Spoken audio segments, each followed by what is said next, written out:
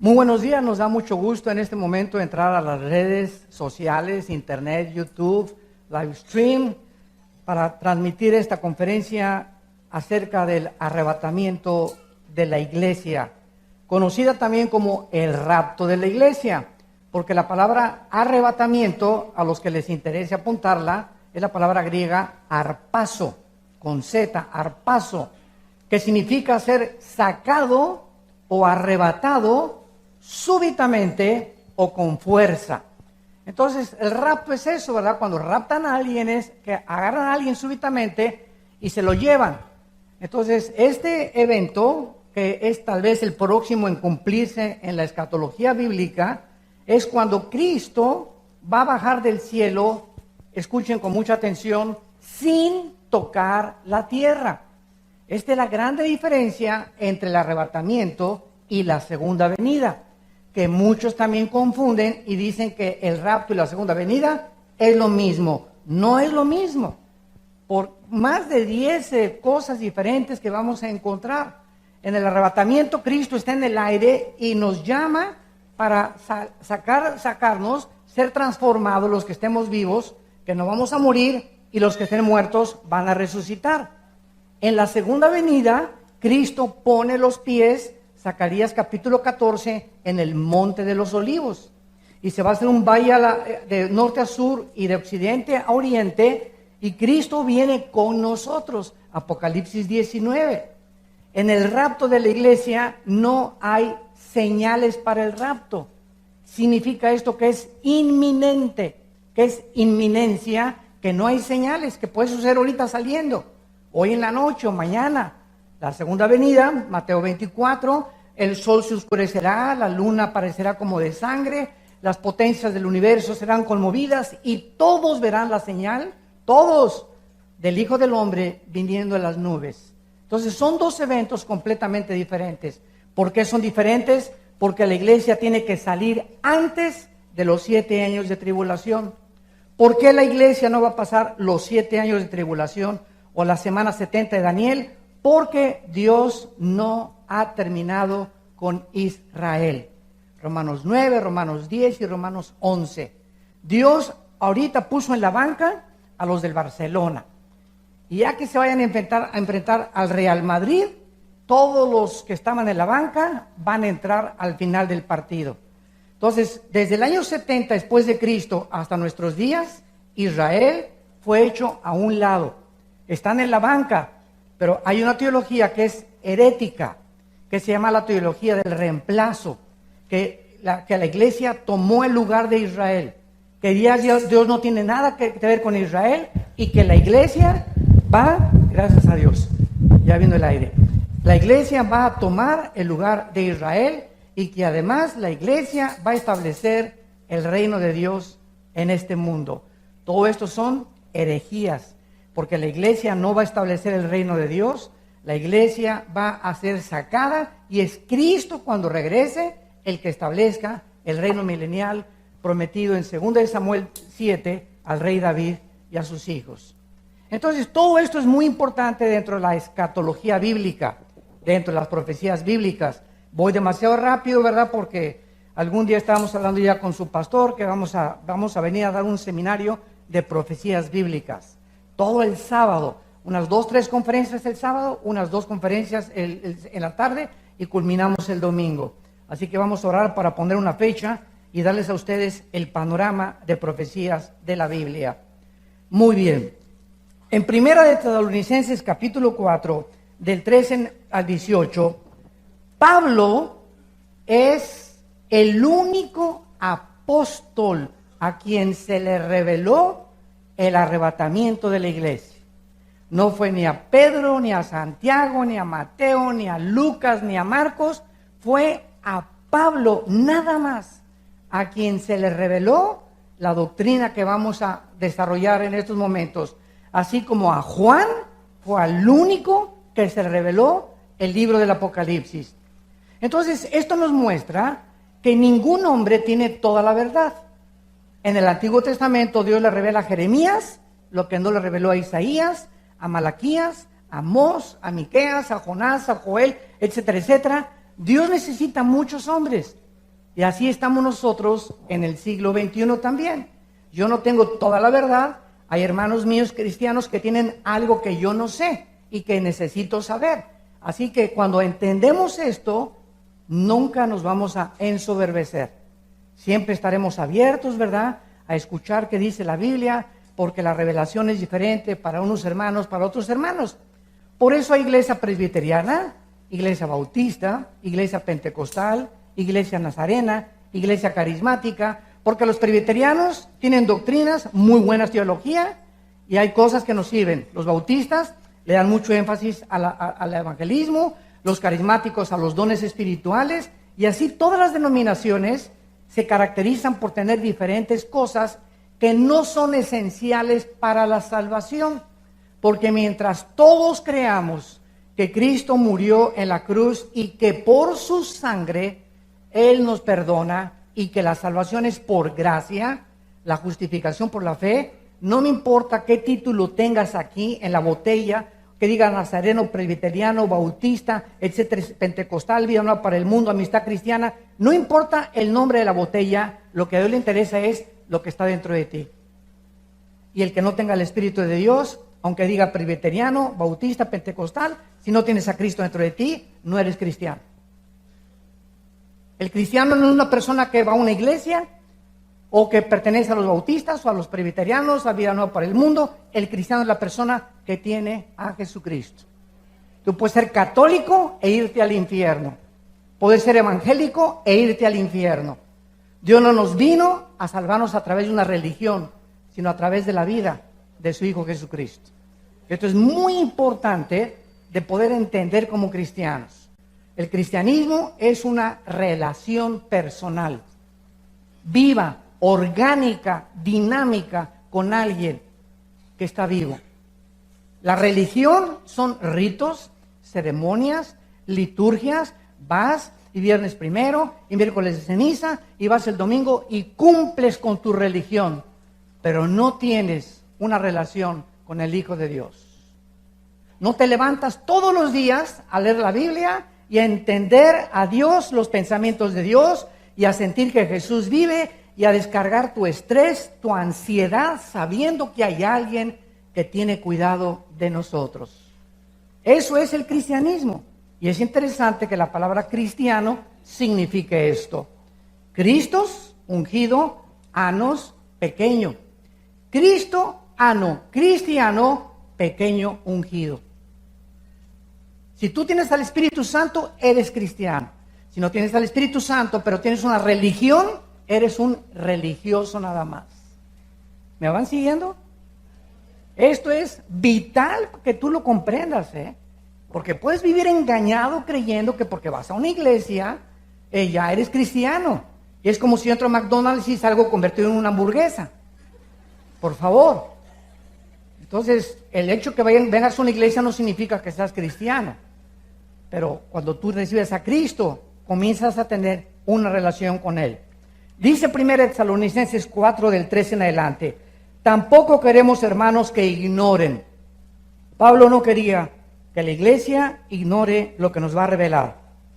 ¿Qué cosa? Acerca de los que duermen, para que no se entristezcan como los otros que no tienen esperanza. Porque si creemos que Jesús murió y resucitó, así también traerá Dios con Jesús a los que durmieron en Él.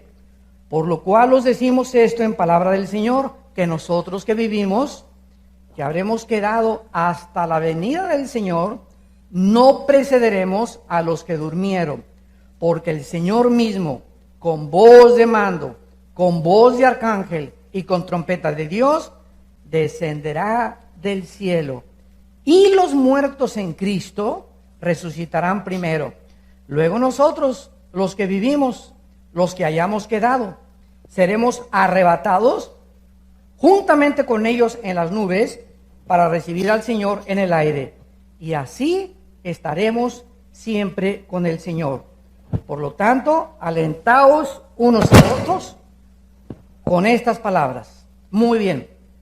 Vamos a 1 de Corintios, marquen ahí porque vamos a regresar y vamos a ver otro pasaje similar al que acaba Pablo de revelarnos. Dice 1 Corintios 15, 51 al 53. He aquí, os digo un misterio. No todos dormiremos, pero todos seremos transformados. En un momento, en un abrir y cerrar de ojos, a la final trompeta, porque se tocará la trompeta y los muertos serán resucitados incorruptibles y nosotros seremos transformados, porque es necesario que esto corruptible se vista de incorrupción y esto mortal se vista de inmortalidad. Notamos aquí en Corintios que la doctrina del arrebatamiento de la iglesia era un misterio.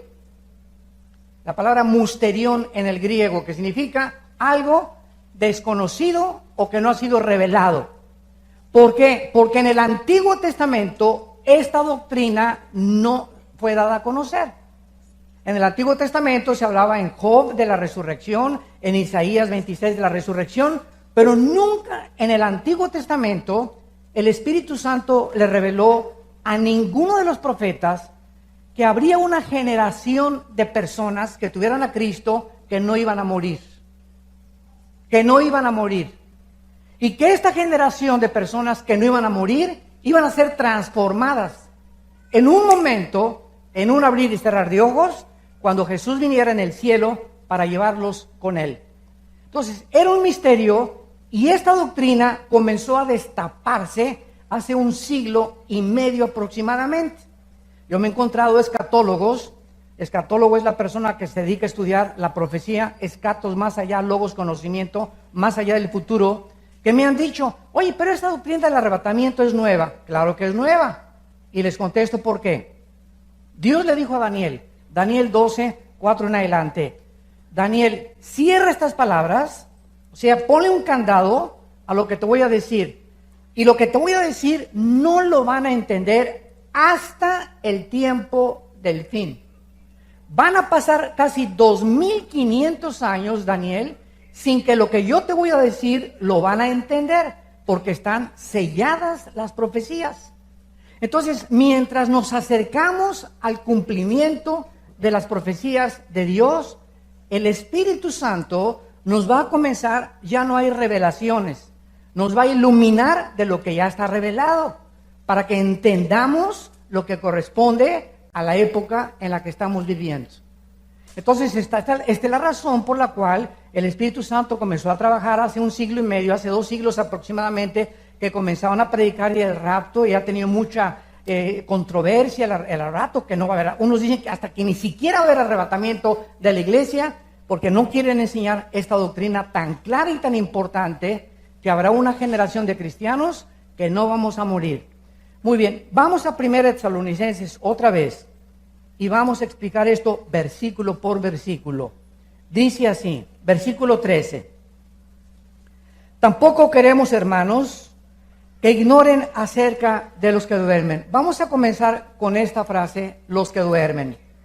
Porque hay una secta que enseña que cuando una persona muere, está dormida literalmente. Y el hecho que se use la palabra dormir es como cuando tú te vas en la noche, hoy en la noche, a la cama. Me acuesto y mi conciencia queda bloqueada. Me duermo durante 8 horas, pero mi conciencia, mi espíritu está vivo.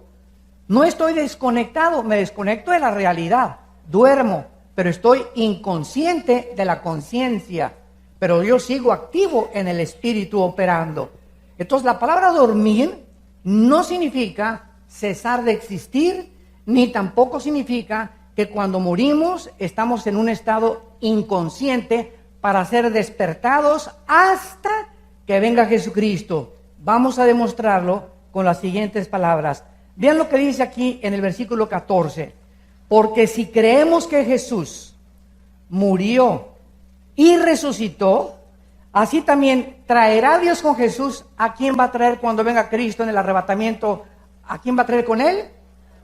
A los que durmieron con él. Esto nos explica que los muertos que ya murieron están ya con Jesús.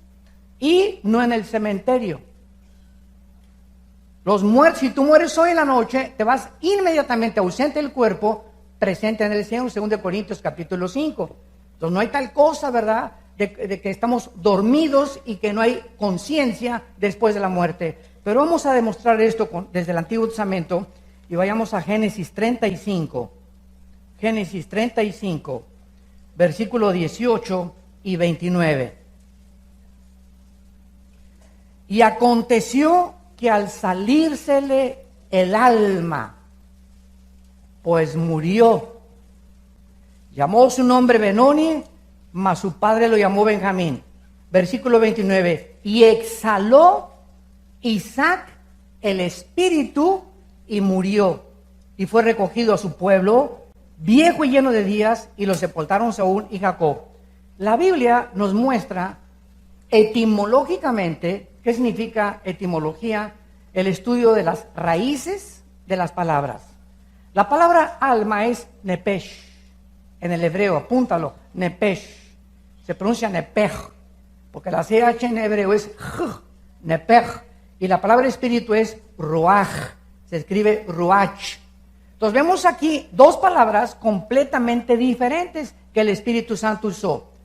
Desgraciadamente hay una versión de la Biblia que ha alterado casi el 45% de la gramática bíblica, que se llama la Nueva Versión Internacional. Yo no lo recomiendo esta versión a ningún cristiano. Por ejemplo, aquí en Génesis 35, 18, tradujeron en lugar de alma, suspiró. Imagínense qué diferencia hay, ¿verdad? Suspiró, cuando suspiró se murió. Oye, suspirar es esto. ¿Y eso qué me dice, verdad? Hasta mi perro hace eso. Entonces, qué triste que la palabra nepesh la hayan traducido como suspiro. Ahora, muy bien, la Biblia nos enseña que al morir, dos cosas se salen de nosotros. El alma, nepesh, y el espíritu, el ruach, o el ruach. ¿Cuál es la diferencia entre el alma y el espíritu? O como también enseñan muchas personas, es una dicotomía, o es lo mismo. No, no es lo mismo. La misma raíz de la palabra nos muestra que tienen que ser diferentes. No son sinónimas. La palabra alma es el asiento, apúntalo, de las emociones, los sentimientos, la voluntad y el intelecto. La palabra alma se tradujo muchas veces el corazón o la mente. Los sentimientos, la voluntad, el intelecto o el corazón. Y la palabra espíritu es la parte inmaterial, porque escuchen esto, los animales tienen alma.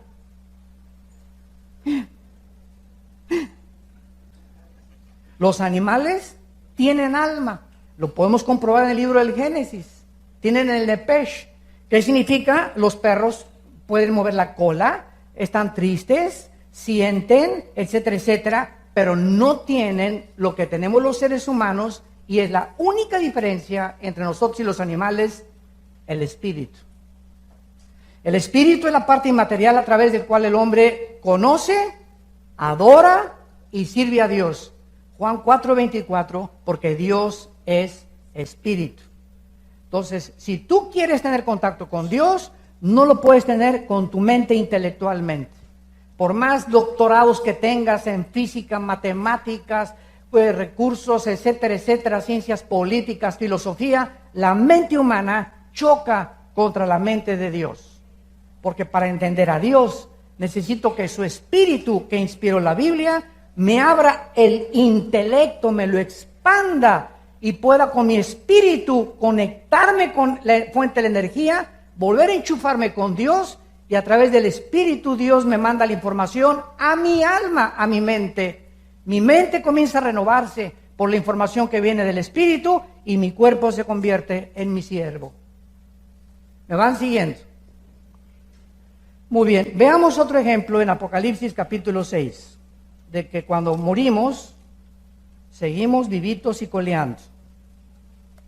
No hay tal cosa como que estamos inconscientes, como enseña una secta que me reservo su nombre. Dice así, Apocalipsis 6, versículo 9.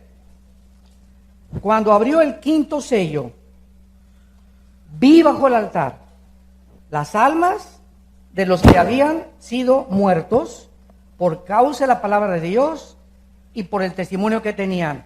Juan está en el cielo y él está viendo. Pregunta: cuando se fue al cielo Juan y Dios lo sacó para llevárselo al cielo, ¿Juan estaba viendo con sus ojos físicos?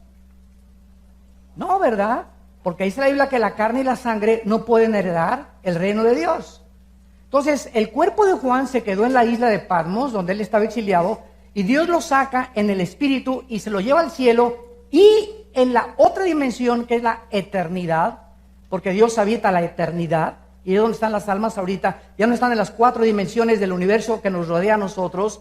Ahí Dios a Juan le permite ver. ¿Con qué ojos? Con los ojos espirituales. 1 Corintios capítulo 2, cosas que ojos no han visto ni han subido en corazón de hombre, son las que Dios le ha revelado a los que le aman. Entonces tenemos un par de ojos físicos, pero cuando recibimos a Cristo, nuestros ojos espirituales se abren y venimos a la Biblia y vemos cosas que el más experto y más con 5 premios Nobel no puede ver, porque no tiene los ojos espirituales que tenemos los cristianos. Por eso una persona no cristiana viene a la Biblia y choca con la Biblia. No, está llena de contradicciones y pura sangre. Y Dios manda a matar a los cananitas. Y yo no entiendo estas cosas. Y son puras leyendas. Y son puras cosas tonterías. ¿Por qué? Porque no tienen ojos espirituales. Hasta que nacemos de nuevo, podemos nosotros ver las cosas que no pueden ver con los ojos físicos ni con el intelecto físico. Entonces Juan, ahí arriba en el cielo, dice: vi las almas de los que habían sido muertos por causa de la palabra de Dios y por el temor que tenían. O sea, aquí están los muertos en el cielo, no están dormidos, y Juan los está viendo. Ahora, si tú ves un alma, no estás viendo a Gasparín el fantasma. Si vio Juan algo, es porque algo tenían de forma, tenían un cuerpo. Vi las almas de los que habían sido muertos, de los mártires. Versículo 11, y se les dieron vestiduras blancas, y se les dijo que descansaran todavía un poco de tiempo, hasta que se completara el número de sus consiervos y sus hermanos, que también habían sido muertos como ellos. Pero en el versículo 10, dice así, que Juan vio a estas almas, y estas almas en el cielo se seguían comunicando. Y la comunicación que oyó Juan era entre estas almas y el Creador del universo. Y clamaban a gran voz: ¿hasta cuándo, Señor, santo y verdadero, no juzgas y vengas nuestra sangre en los que moran en la tierra? Los muertos que están en el cielo tienen ojos, tienen conciencia, tienen un cuerpo, tal vez temporal hasta que en el cuerpo glorificado, tienen contacto con Dios y están conscientes de lo que pasa aquí en la tierra, los que están en el cielo. Ya que se complete el número de los mártires, descansarán completamente.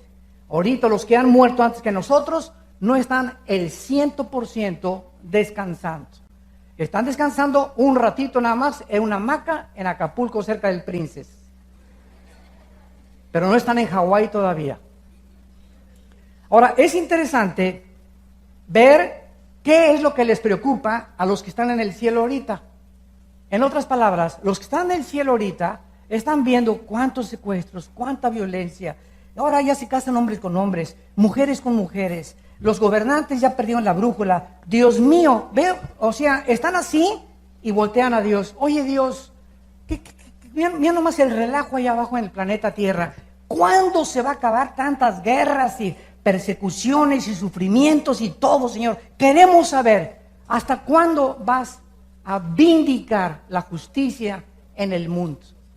Voltea a Dios y les dice: tranquilino, pino, cocolín, no se me alebresten, quiero que sepan que tiene que venir un tiempo hasta que se complete un grupo de almas que están abajo en la tierra que tienen que morir. Y cuando esas almas mueran, entonces ya vamos a poder establecer el reino milenial y me bajaré con ustedes y los que estén vivos van a resucitar y van a ser transformados y vamos a formar el reino prometido a los profetas y a Abraham, Isaac y a Jacob. Esto es maravilloso porque es la forma en la que Dios nos enseña de una forma sistemática que los muertos no están dormidos. Vuelvo a repetir, como enseña una secta, de que perdemos la conciencia y despertamos hasta que nosotros regresemos con Jesucristo. Ahora, ¿se acuerdan ustedes de Mateo 17, la transfiguración? Cristo agarra a Jacobo, a Juan y a Pedro. Acompáñenme. Y se sube un monte altísimo Cristo. Y de repente Cristo se transfigura, se transforma antes de morir en la cruz. Y les da una visión a los apóstoles de la gloria que Él tenía antes de que el mundo fuera. Pero lo interesante es que aparecen con Cristo dos muertos, Moisés y Elías. No estaban en un colchón Simmons durmiendo, estaban despiertos con Jesucristo, platicando con Él. Sabemos que Elías no murió, fue arrebatado por una carroza de fuego, y Moisés nunca se encontró su cuerpo. Entonces ahí están Moisés y Elías platicando con Jesucristo acerca de las cosas que iban a venir, y vemos que representan la ley y los profetas. Entonces es otro ejemplo que los muertos no están dormidos, están vivitos y coleando y en la presencia de Dios. Regresamos a Tesalonicenses y veamos ahora, a continuación, de qué forma esta resurrección es la primera resurrección. Pongan mucho cuidado lo que les voy a decir. En Juan capítulo 5, Cristo mencionó y dijo lo siguiente: vendrá la hora cuando los muertos oirán la voz del Hijo del Hombre. Los que hicieron lo bueno, a resurrección de vida; los que hicieron lo malo, a resurrección de condenación. Aquí Cristo nos habla de dos resurrecciones: la de los justos y la de los malos. Muy bien, la de los justos tiene varias etapas. Por eso se le llama la primera resurrección, porque después de que nosotros resucitemos, no fuimos la primera resurrección, ¿o sí? No, ¿verdad? Porque dice 1 Corintios 15:52, primero Cristo, las primicias y los que son de Cristo. Entonces, si la primera resurrección es la de nosotros, ¿cuál fue la de Cristo? Cristo fue el primero en resucitar en toda la historia para no volver a morir. En el Antiguo Testamento hubo resucitados, pero volvieron a morir. Dios resucitó a Lázaro, pero Lázaro volvió a morir.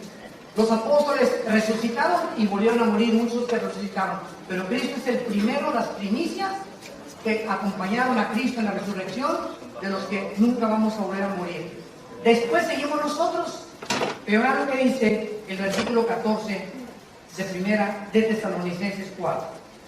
Si creemos que Jesús murió y resucitó, traerá Dios con Jesús a los que durmieron. Vean esto, por favor, con Lucas. Los que morimos Él. O sea, el arrebatamiento involucrará nada más a los muertos de Pentecostés a nuestros días. Porque en Pentecostés se formó la iglesia de Jesucristo. ¿Qué es la iglesia de Jesucristo? Que mediante el bautismo del Espíritu Santo, Dios nos une a Cristo y nos hace su carne y sus huesos. Somos el cuerpo de Cristo, Él es la cabeza, y en ese momento estamos nosotros ensamblados con Él y se nos llama que estamos en Él. Antes de Pentecostés no existía el cuerpo de Cristo, existía Israel. Esto es muy importante. Ahora, muy bien, si en el arrebatamiento solamente los que estemos en Cristo vamos a ser arrebatados, ¿qué va a pasar con los que murieron de Adán a Pentecostés? Estas personas van a resucitar en la segunda venida de Jesucristo. Veamos esta verdad en Daniel capítulo 12. Los muertos en el Antiguo Testamento resucitarán hasta la segunda venida de Jesucristo. Cuando el Espíritu iluminó a estos ángeles para revelarle a Daniel estas verdades, lo dice con mucha claridad. Dice Daniel 12, en aquel tiempo, está hablando de la gran tribulación. Ya no estamos nosotros aquí.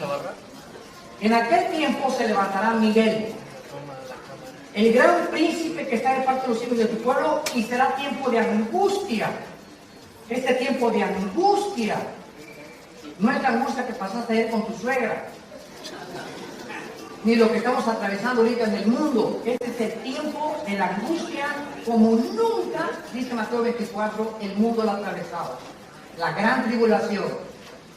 Y dice, cual nunca fue desde que hubo gente hasta entonces. Por eso sabemos que es la gran tribulación. Pero en aquel tiempo, o sea, en ese tiempo de angustia, será libertado tu pueblo. Todos los que se hayan escrito en el libro, y muchos de los que duermen en el polvo de la tierra, serán despertados, o sea, resucitados, unos para vida eterna, otros para vergüenza y confusión perpetua. Vemos nosotros entonces que todos los santos del Antiguo Testamento serán despertados cuando Jesucristo venga después de la grande tribulación. Entonces vamos a seguir el orden. Primero Cristo en resucitar. Después sigue el arrebatamiento de la iglesia, que somos nosotros. Después de nosotros, Apocalipsis 7, una gran multitud que va a salir de la tribulación. Después, la cuarta resurrección, los dos testigos, Apocalipsis 11, que van a ser resucitados en Jerusalén. Después, los mártires de la tribulación, número 5, llegamos 5 resurrecciones. Después, los santos del Antiguo Testamento. Y finalmente, el mensaje de ayer en el desayuno, la resurrección de los malvados, que es el juicio del gran trono blanco. Hay 8 resurrecciones. Y estas 8 forman parte de lo que se llama la primera resurrección, que es la de los santos, y solamente va a haber una, la de los malvados, que se presentarán delante de Dios para ser lanzados al lago de fuego, que fue el tema del desayuno ayer en la mañana. Ahora regresamos a Tesalonicenses 4 otra vez y veamos la doctrina del arrebatamiento de la iglesia, porque el Señor mismo descenderá del cielo. El mismo Cristo que ascendió enfrente de los discípulos, Hechos 1, bajará personalmente, físicamente, del tercer cielo, del cielo atmosférico, para presentarse ahí en medio de sus ángeles y llamarnos, como lo vamos a ver, al sonido de una trompeta. En segundo lugar, con voz de mando. Esta palabra es usada como orden militar. Cuando un sargento le dice a un soldado, ¡firmes!, no le está diciendo, por favor, ponte firmes, Pancho, ¿verdad? ¡Firmes! ¿Por qué? Le está ordenando, no le está pidiendo, le está ordenando, no le está diciendo, Panchín, ya te dije 3 veces que te pongas firmes, ¿eh? ¿Se imaginan ustedes? Se perdería completamente la disciplina, ¿no? Entonces, esta forma enfática de decir algo es la misma voz que Dios usó para resucitar a Lázaro de los muertos. Lázaro muere y tenía 3 días que la circulación de la sangre ya había cesado. Ya las neuronas cerebrales, dicen los médicos, que media hora sin oxígeno el cerebro muere. Y si resucitas o vuelves en sí, te vuelves loco con problemas mentales gravísimos por la falta de oxígeno. Lázaro tenía 3 días. Los muertos a las 5 o 6 horas, yo he tenido contacto con cantidad de muertos, se ponen fríos. Casi todos abren la boca así y después comienzan a poner morados, ¿verdad? Y comienza el deterioro celular del cuerpo inmediatamente. Entonces, Lázaro está muerto en la tumba, su espíritu se sale de Lázaro y el espíritu, quién sabe, la Biblia no nos dice dónde andaba, pero cuando Jesús dice, Lázaro, ven fuera, le estaba hablando a el espíritu. El espíritu, dice Santiago, que no, el cuerpo no puede vivir sin el espíritu, porque es el espíritu el que le da vida a nuestro cuerpo. Entonces, el espíritu de Lázaro regresa a Lázaro, se mete en el cuerpo de Lázaro y comienza a reintegrar comienza a transformar, a rehabilitar completamente el sistema nervioso, la sangre, todo, y Lázaro sale otra vez con un cuerpo como el antes de que fuera enterrado. Es la misma voz que Dios usará y que solo nosotros vamos a oír en el cielo. Vengan a mí. Nadie lo va a oír y de repente vamos a oír una voz como de trompetas o como de truenos de relámpagos y de como si fuera un grande mare magnum ahí en el universo, y solamente nosotros lo vamos a oír. De repente en menos de segundos, mi esposo, viejo, ¿dónde andas? Qué bueno que ya no lo encuentro. Muchos van a decir eso, ¿verdad? O al revés, ¿verdad? Mi vieja, ¿dónde andas? Qué bueno, ojalá que ya se haya ido. Estarán dos en el campo, uno será tomado, otro será dejado. Aviones van a chocar en el aire porque los pilotos desaparecieron. Habrá una congestión en las carreteras porque los choferes desaparecieron. Todos los niños en los cuneros van a desaparecer en el mundo entero porque todos los niños son de Dios, ¿verdad? Va a haber una confusión de los noticieros de televisión, en el radio. Millones de personas desaparecieron del mundo y van a comenzar a preguntarse todos los políticos, tu padrino Walter Mercado, todos los astrólogos, ¿verdad? ¿Dónde estarán? ¿Dónde estarán? ¿Qué fue lo que les pasó? Ya saben ustedes la respuesta y qué es lo que el mundo va a contestar. Se los llevaron los ovnis. ¿Saben ustedes? Fíjense ustedes, los que son cristianos y tienen discernimiento. La aparición de los ovnis comenzó en 1948, cuando Israel regresó a su tierra. No es coincidencia. ¿Por qué? Porque desde 1948 comenzó la cuenta regresiva de Dios. Tenía Israel que regresar a su tierra para que las demás profecías se pudieran cumplir. Si Israel no hubiera regresado a su tierra, no se podría cumplir ni el anticristo, porque él va a pelear contra Israel, no se podría cumplir el aumento del conocimiento, no se podrían cumplir ninguna de las profecías de los últimos tiempos. Entonces Israel tenía que regresar y desde el 48 aparecen fenómenos o objetos voladores no identificados. Y cuando venimos a la Biblia encontramos que sí existen extraterrestres, pero no son marcianos, ni venusinos, ni mercurianos, ni plutonianos. Los extraterrestres son ángeles que sirven a Dios. Y hay una tercera parte de esos ángeles que se revelaron guiados por un querubín llamado Lucifer. Ezequiel 28, Isaías 14, 12 al 14. Y se llevó a la tercera parte de los ángeles para luchar contra Dios y contra nosotros. Estos ángeles caídos tienen poder sobrenatural. Se pueden materializar, pueden alterar la energía, pueden alterar el ADN y producir monstruos humanos, como los produjeron en Génesis capítulo 6, gigantes de 4 metros con 12 dedos en las manos y 12 dedos en los pies. Estos ángeles caídos están comenzando a preparar el escenario para que cuando venga el arrebatamiento de la iglesia, el mundo pueda tener una respuesta. Los extraterrestres. ¿Saben ustedes que la Organización de las Naciones Unidas, la ONU, nombró a una mujer hindú como directora de investigación del mundo extraterrestre? El Vaticano tiene el observatorio más grande del mundo en el estado de Colorado, en Estados Unidos. El telescopio más grande comisionado para investigar para que si hay extraterrestres, el Vaticano les perdone sus pecados. Y el observatorio se llama Lucifer. Increíble. Chéquenlo en el internet, en cualquier lado. El observatorio se llama Lucifer. Entonces, vemos nosotros que la confusión tan grande en el mundo ahorita, y tenemos la luz y la verdad en las Sagradas Escrituras. Entonces vemos que todo esto del arrebatamiento de la iglesia cobra relevancia con los acontecimientos que nos están rodeando actualmente. Ahora a continuación dice con voz de arcángel. En la Biblia se mencionan varios arcángeles, pero solo el nombre de uno solo, Miguel. El arcángel Miguel, que está comisionado para proteger a la nación de Israel.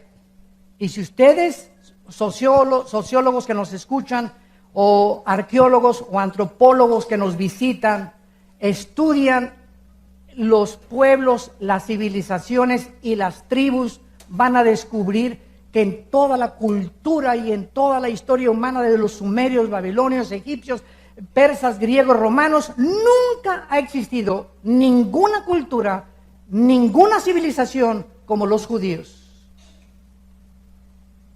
Como los judíos. Con el preciso objetivo de que Dios los escoge precisamente para que se concentre en nuestra estación y veamos en ese pueblo que no son diferentes a ti y a mí. No son más inteligentes que tú y que yo. Simplemente por soberanía, Deuteronomio 7, Dios los escoge por gracia, para que en ellos nazca el Mesías, para que a través de ellos venga la Biblia, para que en ellos se cumplan las profecías y para que ellos sean el termómetro del tiempo de la venida de Jesucristo, la nación de Israel. Entonces vemos nosotros que ahorita el mundo está expectante y todos contra Israel para acabar con Israel. Y desde el 48, la guerra del 48, la guerra del 57, la guerra de los 6 días del 67, que fue de acuerdo al general Norman Schwarzkopf, que fue el que dirigió la guerra del Golfo Pérsico y la coalición de 29 naciones para sacar a Saddam Hussein de Kuwait. El general Schwarzkopf, graduado de West Point, que es la academia militar más grande del mundo y la más prestigiada, dijo en sus memorias: nunca en la historia ni de Alejandro el Magno, ni de Napoleón, ni de Carlomagno, ni de Aníbal, ni de ningún conquistador ha existido una guerra tan milagrosa como la guerra del 1 al 6 de junio de 1967, la guerra de los 6 días contra Israel. ¿Saben ustedes que en el 67 el presidente de Egipto, Nasser, junta a 5 naciones árabes y les dice: destruyamos y aplastemos como a las termitas y echémoslos al Mediterráneo de Israel? Escuchen esto, eran más de 20 millones de árabes contra menos de 2 o 3 millones de judíos. Les voy a decir en la ley de las probabilidades cómo estuvo esta situación. Ahorita somos como 800 personas aquí. ¿Qué les parece que tuviéramos nosotros así ahorita 10 rifles AK-47? Y nos rodea un ejército, somos 800 personas, nos rodea un ejército de 50,000 soldados alrededor del hotel. Dentro de las leyes de las probabilidades, ustedes son buenas en matemáticas, ¿qué posibilidades habría o qué probabilidades existirían para que saliéramos vivos?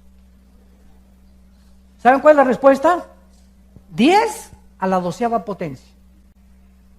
Imposible salir vivos. Eran las mismas probabilidades que Israel tuvo el 6 de junio de 1967.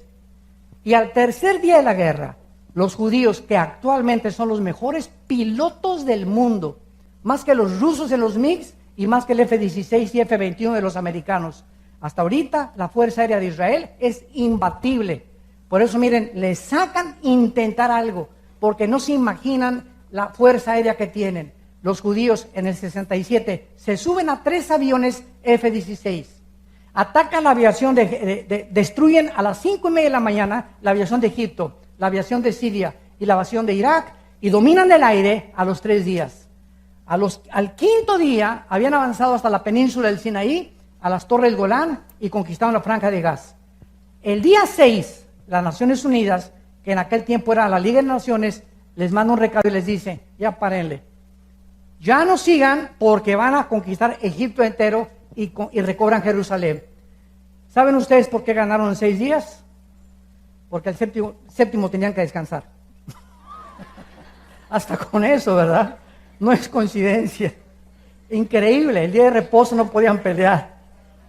O sea, esto es sobrenatural. Entonces tenemos que entender eso, ¿verdad? Porque el arcángel Miguel ha sido comisionado, porque han sido milagros tras milagros, y hasta la fecha nada ni nadie los podrá sacar de su tierra hasta que Cristo regrese. Ahora dice la Biblia que con trompeta de Dios. Y aquí entramos ya un poco a un terreno escabroso. Porque también dice en Tesalonicenses 15, 51 al 52, que se tocará la trompeta. Y muchos han creído que esta trompeta es la última del Apocalipsis, la 7ª trompeta. Sin embargo, las trompetas del Apocalipsis son de juicio. Y tenemos que recurrir a la Biblia, a Números capítulo 10. En el Antiguo Testamento, donde no estamos hablando del shofar.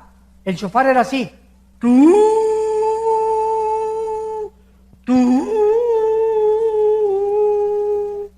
Así se tocaba el shofar, que era un cuerno de carnero. Y las trompetas es... Es muy diferente el sonido.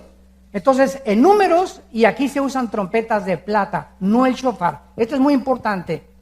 En Números 10, Dios le dijo a Moisés, cuando quieras reunir al campamento, toca la trompeta. Y el pueblo va a oír, que significa, reúnanse, vengan rápido aquí al tabernáculo, reúnanse alrededor, porque les vamos a dar órdenes. Y había otra orden que para cuando los enemigos los atacaban. Eran 2 sonidos de trompeta. Léelo llegando a tu casa, Números 10, del 1 al 10. La trompeta que se está tocando aquí es precisamente para reunir al pueblo de Dios. Ahora síganme con cuidado. ¿Cuántas fiestas tienen los judíos? Ya se lo estoy diciendo. ¿Qué pasó? ¿No qué ojos espirituales? Tus ojos físicos nomás vieron así, ¿verdad? Las manos. Pero los que tienen ojos espirituales vieron 7. Muy bien. Israel tenía 7 fiestas. Ahora, escuchen esto. Las fiestas no eran de Israel, eran de Jehová. Que Dios le dio a Israel para que las celebraran, pero eran fiestas de Dios. Eran fiestas de Jehová. Ahora, era Pascua, los primeros frutos, los panes sin levadura y Pentecostés. ¿Verdad? ¿Y cuántas fiestas faltan? Faltan 3 fiestas. Ahora, Cristo cumplió 4 fiestas. La última fue Pentecostés. ¿Cuántas fiestas faltan? Faltan 3. Las primeras 4 se cumplen en la primavera. Abril, o más o menos marzo y abril. Y las otras se cumplen en septiembre y octubre, que son Rosh Hashanah, las trompetas. Después viene la expiación, Yom Kippur, y los tabernáculos la vamos a celebrar cuando Él venga en el milenio. Ahora, si Cristo cumplió las 4 fiestas, Él tiene que cumplir forzosamente, porque son de Él, las 3 que faltan. La próxima es la de las trompetas. Entonces, de acuerdo a la cronología bíblica, escatológicamente hablando, la fiesta de las trompetas se tiene que llevar a cabo. Y se va a llevar a cabo cuando Cristo venga. Yo hace 1 año, 2 años, en un congreso de profecía, compartí esto. Cristo viene en septiembre, pero me lo tomaron a mal. Me dijeron, no, es que el hermano Dussin dijo que venía en el 2015 de septiembre. Yo no dije el 2015. Yo estaba en el 2015, pero yo no estaba diciendo que dije en septiembre, queriendo decir que puede ser en cualquier mes de cualquier año, porque el día y la hora nadie la sabe. Pero podemos saber más o menos cuando los cielos se llenan de reboles y de nubes, que va a llover. Así Cristo criticó a los fariseos. Ustedes tienen que entender las señales de los tiempos. El día y la hora nadie la sabe. Y tengan cuidado cuando alguien diga, Cristo viene el 15 de septiembre, o el 20 de septiembre, o en julio. Tengan cuidado, son falsos profetas. Nadie puede predecir el día ni la hora en que Cristo va a venir. Tal vez venga a cumplir la fiesta de las trompetas. Yo personalmente, en mi opinión personal, creo que el arrebatamiento, si tiene lugar, va a tomar lugar en el mes de septiembre. No sé el día, el 5, el 6, el 8, no sé qué, pero yo creo que tiene que cumplirse el arrebatamiento en la fiesta de las trompetas. A lo mejor me equivoco, no lo sé, es mi opinión particular. Entonces, esto es interesante porque mientras más nos acercamos, estudiamos más y más de qué forma el Espíritu Santo nos revela la profecía de Dios. Ahora dice la Biblia que cuando Cristo venga, descenderá del cielo, resucitaremos, y la pregunta es la siguiente: ¿cómo van a ser nuestros cuerpos? ¿Me parecería a John Travolta? ¿O a Madonna? ¿O a Miss Venezuela? Los que tengan 20 años, los que mueran de 70 años, ¿tendrán 50, 30 o tendrán 25 años? ¿No se han preguntado eso? ¿Verdad? Y ¿sabes una cosa? Que tenemos muchas respuestas en la Biblia que vamos a contestar, y muchos de ustedes se van a sorprender. ¿Quieren saber cómo va a ser nuestro cuerpo? Vamos a comenzar en Filipenses capítulo 3. Y esta es la última parte de este estudio. Filipenses capítulo 3, versículo 20 y 21. Quiero antes preguntarles algo. ¿Están aprendiendo algo? Más les vale. Con tanto calor, ¿verdad? Mas nuestra ciudadanía, Filipenses 3, 20 y 21. Nuestra ciudadanía está en los cielos, donde también esperamos al Salvador, al Señor Jesucristo, el cual, ahí está, transformará, esta palabra metaschematizo en el griego, metaschematizo significa cambiará de forma, el cual transformará el cuerpo de la humillación nuestra para que sea semejante al cuerpo de Tom Cruise. Eso dice de Rambo.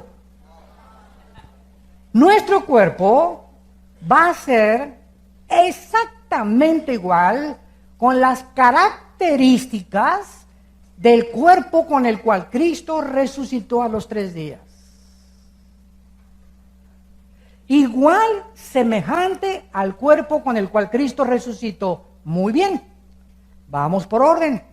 ¿Qué características tenía el cuerpo de Cristo cuando Él resucitó? Número 1, Juan 19, 34.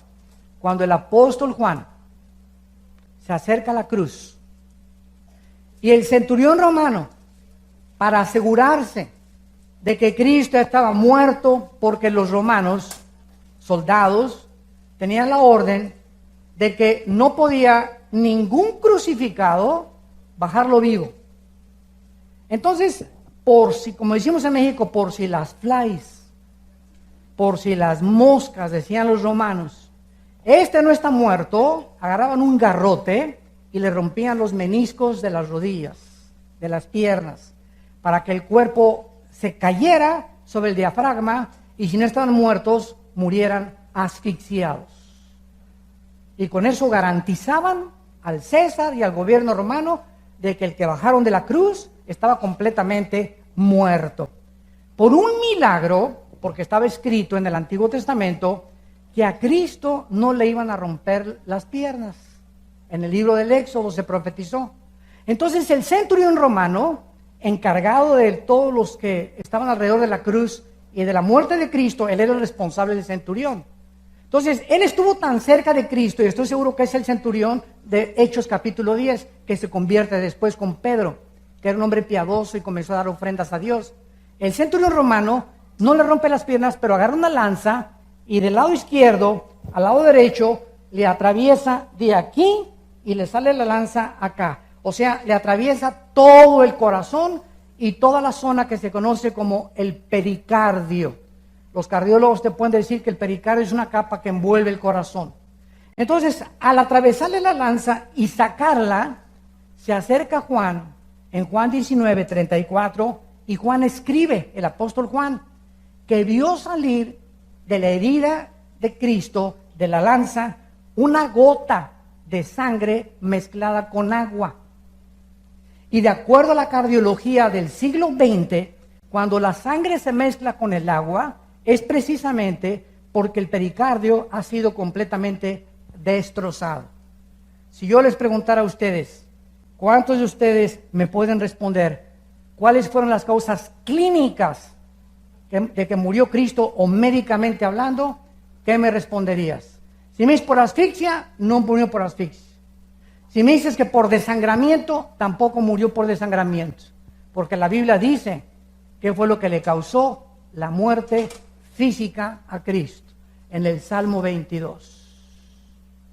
1000 años antes, damas y caballeros, 1000 años antes de que Cristo muriera, el rey David escribió: Dios mío, ¿por qué me has desamparado? Echaron ropa, jugaron suertes con mis ropas, me están rodeando como toros de Bazán. Y David escribe: y mi corazón fue como la cera.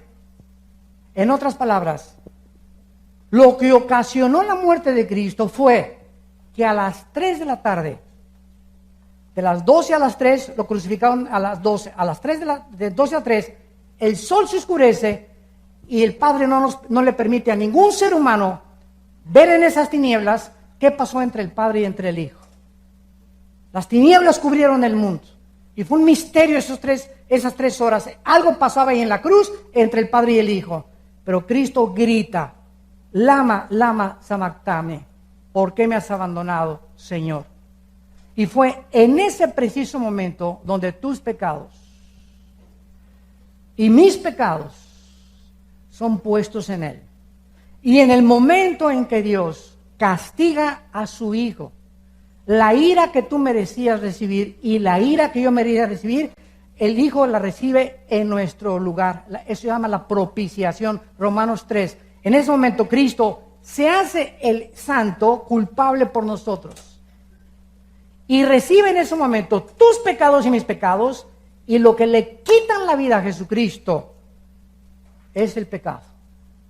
Porque la paga del pecado es la muerte. Romanos 6:23. Cristo muere de dolor del corazón.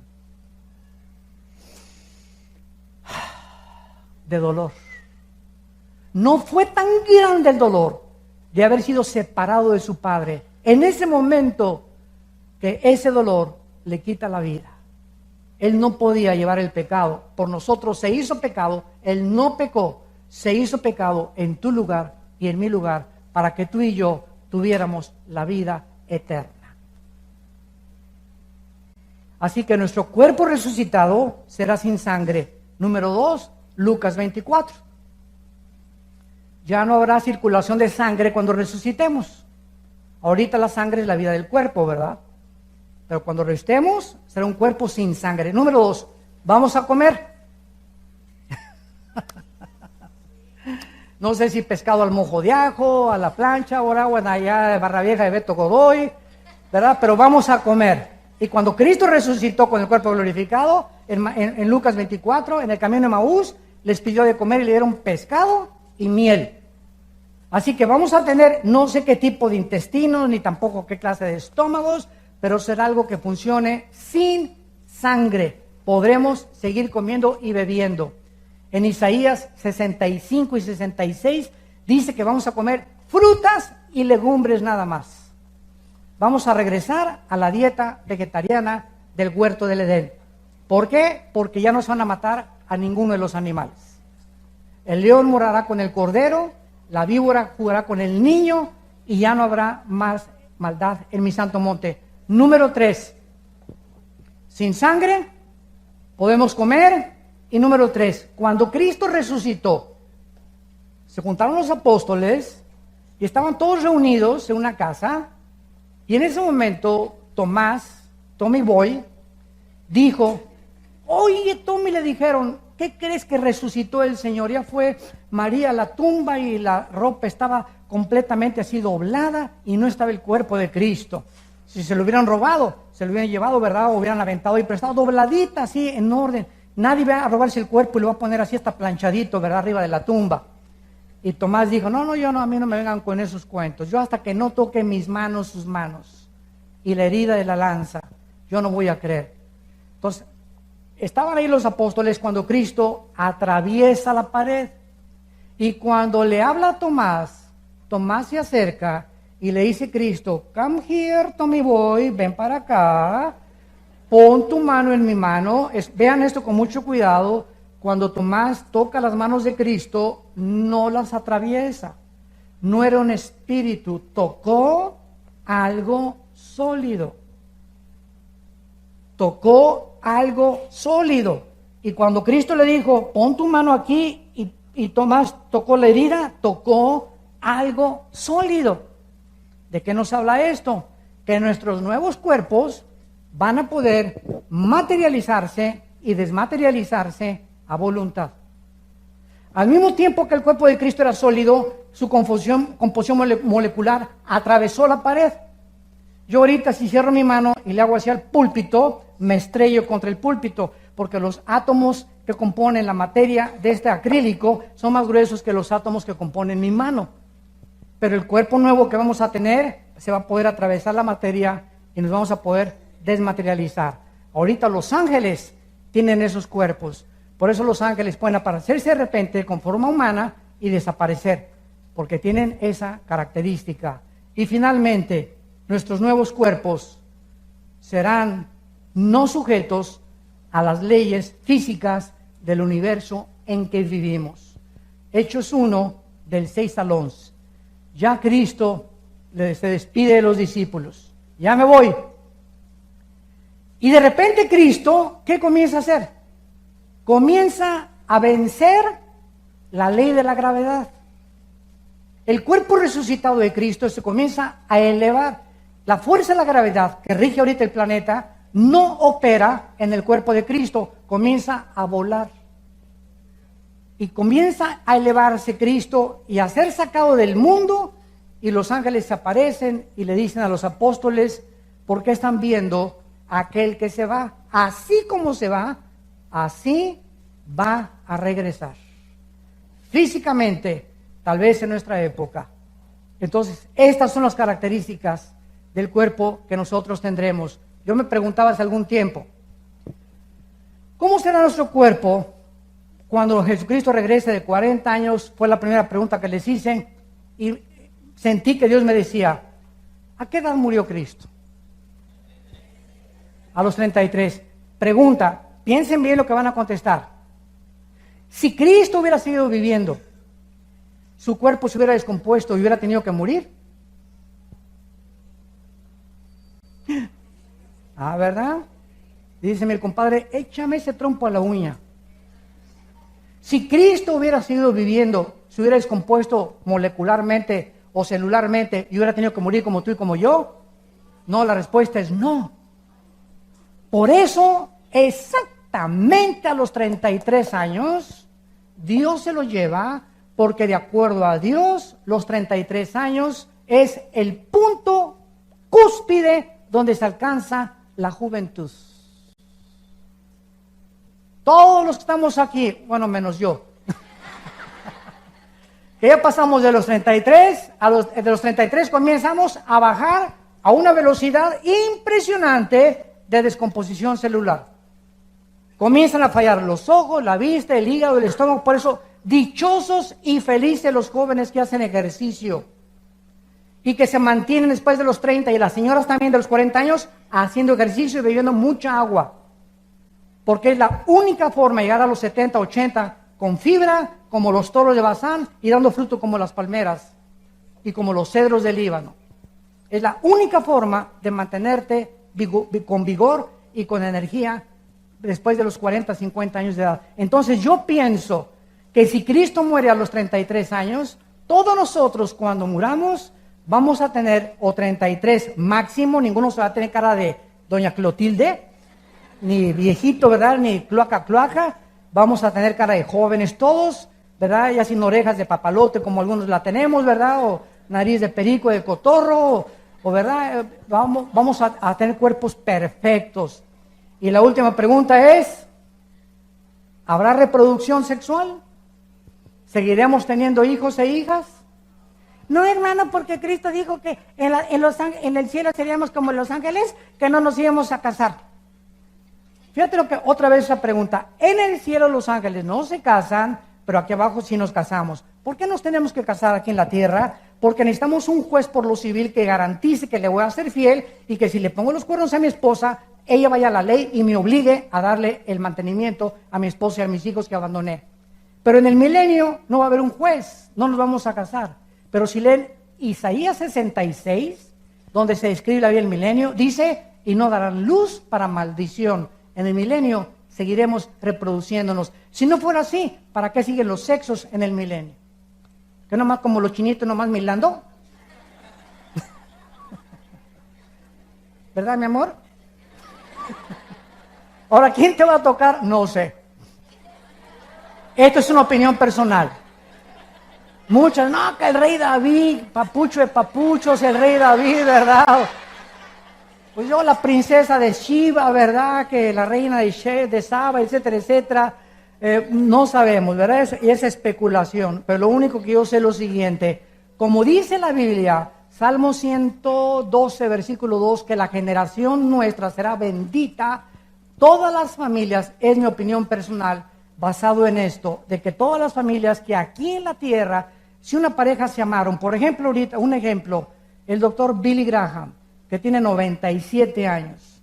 Todos los días le da gracias a Dios de reunirse algún día con su esposa. Que ha sido el evangelista que más millones de almas ha ganado en toda la historia de la iglesia. Y que se amaron entrañablemente. Y muchos hombres que yo conozco de Dios no se vuelven a casar, siempre con la esperanza, quiero reunirme otra vez con mi esposa. Yo creo que Dios les dará las peticiones de su corazón. Y que matrimonios que se amaron así intensamente seguirán juntos también por toda la eternidad. Y ya después del milenio que viene la eternidad, ya no sabemos. Porque hasta Apocalipsis 22 se cierra la revelación de la Biblia. Oremos. Padre, gracias por tu palabra. Gracias por todos los misterios escondidos que tú te ha placido revelarnos a través de las Sagradas Escrituras y de saber que la bienaventurada esperanza y manifestación gloriosa de Jesucristo la anhelamos con todo el corazón, echando toda nuestra ansiedad sobre Él, porque Él tiene cuidado de nosotros. Por nada estén afanados, no permitan que ningún problema del mundo les quite la paz. Mi paz les dejo, mi paz les doy, no como el mundo la da. Te doy una paz que la fe la vas a demostrar durmiendo en la tormenta. No se puede demostrar que creemos en Dios más que cuando estamos rodeados de problemas. Tenemos esa paz que sabemos que nada ni nadie nos podrá separar de su amor eterno, porque somos más que vencedores. Somos sus hijos, le pertenecemos. Cristo oró y le dijo al Padre: les he dado a conocer tu nombre, a los que me diste les he dado a conocer, y ahora ellos han guardado tu palabra. Y las palabras que me diste, Padre, se las he dado a conocer, y ahora ellos han conocido que procedo de ti y que vine de parte tuya a darles el poder de la vida eterna. No te ruego por el mundo, te ruego por ellos, por los que me diste, porque tuyos son, y lo tuyo es mío, y lo mío es tuyo, Señor. Gracias, Jesús, porque esta petición que tú le hiciste a tu Padre en Juan 17 nos pertenece, y sabemos que Él te contestó ya, y nada nos podrá separar. No podremos nunca perder la salvación, porque te pertenecemos. Ni lo presente ni lo porvenir, ni la pobreza ni la desnudez, ni los demonios ni la espada, ni la persecución ni la tribulación nos podrán separar jamás de la vida en Cristo Jesús. Si tú en esta mañana no tienes a Jesucristo en tu vida, ni esta bienaventurada esperanza, ábrele tu corazón, invítalo a tu vida, y recibirás el perdón de tus pecados y el regalo más grande que pueda una persona recibir, la vida eterna. ¿Qué tengo que hacer?, me preguntarás. Dile estas siguientes palabras con todo tu corazón: Señor mío y Dios mío, perdona mis pecados. Creo que en esa cruz con tu sangre pagaste por ellos, y que a los 3 días resucitaste de los muertos. Como creo que vives, Señor Jesús, te invito en este instante a mi vida como mi Señor y Salvador. Te recibo por la fe, sabiendo que me das la vida eterna y el poder de vivir una vida que te agrade de aquí a la eternidad. En el nombre de Jesús.